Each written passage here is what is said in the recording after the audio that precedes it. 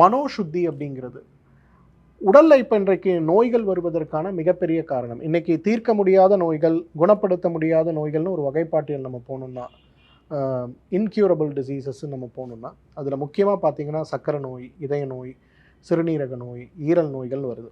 இந்த எல்லா நோய்களுக்கும் அடிப்படை காரணங்கள் என்னங்கிற ஒரு சின்ன ஒரு தேடல் நம்ம பண்ணோம்னா, எல்லாம் நிறைய காரண காரியங்கள் கொடுத்துட்டு கடைசியாக கொடுத்துருப்பான் ஸ்ட்ரெஸ் அண்ட் ஆங்ஸைட்டி அப்படிங்கிற 2 வார்த்தைகள் கொடுத்துருப்பாங்க.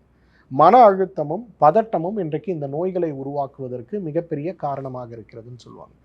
அதனால தான் நம்ம ஆயுர்வேதத்தில் குறிப்பாக நம்ம மருத்துவமனையோட அடிப்படை கோட்பாடுகளில் ஆரோக்கிய வாழ்வுக்கான முயற்சிகளில் இந்த மனதை சுத்தப்படுத்தக்கூடிய முயற்சிகள், மனதை சுத்தப்படுத்தக்கூடிய முயற்சிகளில் முக்கியமானது தியானம். இப்போ நல்லா கோவப்படுற ஆளுக்கு நிச்சயமாக அல்சர் நோய் இருக்க தான் செய்யும். ரொம்ப கவலைப்படுறவங்களுக்கு தைராய்டு நோயோ சர்க்கரை நோயோ வரதான் செய்யும்.